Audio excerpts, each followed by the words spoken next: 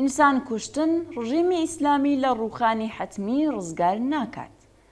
ئیعدامی جنایەتکارانەی دوولاوی تێکۆشەر بە ناوەکانی موحسین شکاری و مەجید ڕەهنەوەرد سرەڕایی ناڕەزایەتی برینی نێوخۆیی و نێونەتەوەیی شەپۆلێک لاقین و نەفرەتی سەبارەت بە ڕژیمی ئیسلامی لە سەر تاسەری دنیادا بەدیهێناوە. ئەم جنایەتە لە پاڵ ئینسان کوژیەکانی ڕۆژانە لە گۆشە و کەناری ئێران لە بارودۆخێکدا ڕوودەدەن کە ڕژیم لە ئەزموونی سێمانگی ڕابردوودا بەڕوونی بۆی دەرکەوتووە کە سەرکوت خەڵک لە درێژەدان بە شۆڕش سارد ناکاتەوە. ڕژیمی ئیسلامی ئێران بێهیوا لە دامرکانەوەی ئاگری ئاخێزی شۆڕش گەڕانەی خەڵک تەنیا ڕێگا چارەی بۆ پاراستنی حکوومەت لە ئیعدامی زیاتر لە زیندانەکان و کوشتنی زیاتر لە دەرەوەی زیندانەکاندا بینیوەتەوە.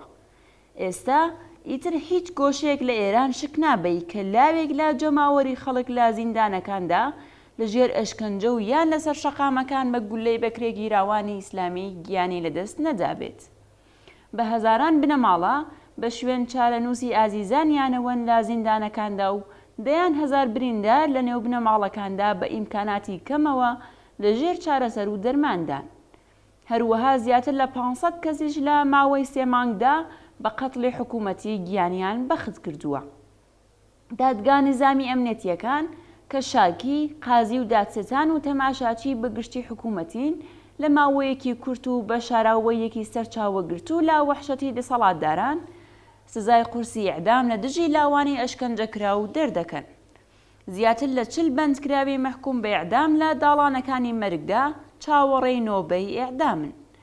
بۆچی ڕژیم وها بێباکانە دەست دەداتە ئیعدام و توندوتیژی حکوومەتی؟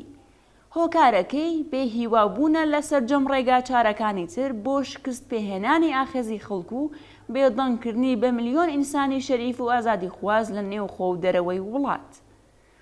زۆرێک لەو کاسبکاران و بازاڕیانەی کە بەشێکیان لە ناڕەزایەتیەکان و 43 ساڵی ڕابردوودا حزورێکی بەرچاو و چالاکانەیان نەبووە ئەمڕۆ لە گۆڕەپانەکەدا ئامادەن.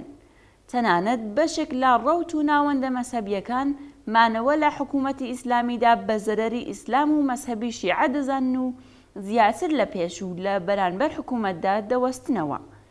حکوومەت تەنیا و پەراوێزخراوە. لە ئاستی دنیادا قەت لەگەڵ وەها گوشارێکدا بەرەوڕوو نەبووتەوە. وازل هێزە ڕۆژاواییەکان خۆیان بۆ ئێرانی بێ حکوومەتی ئیسلامی ئامادە دەکەن.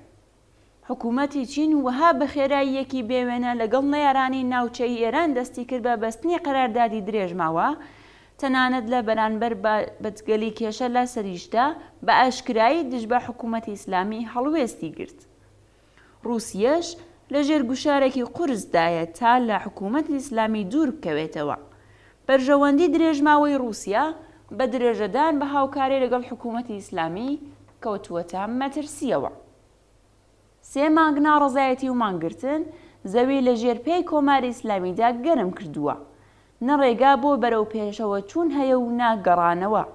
نەدەتوانێت میلەکانی کاتژمێری مێژوو بگەڕێنێتەوە بۆ بەر لە قەتڵی حکوومەتی ژینە ئامینی و نەدەتوانێت بەسەریدا باز بدات. تەنیا بژاردە بۆ حاکمانی ئیسلامی جنایەت و تیرۆری زیاترە.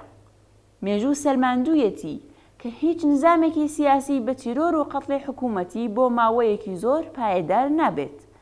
حاکمانی ئیسلامی لە پشت پەردە و لە خەڵوەتی خۆیاندا بیر لە پاراستنی گیان و سەروەت و سامانی خۆیان دەکەنەوە.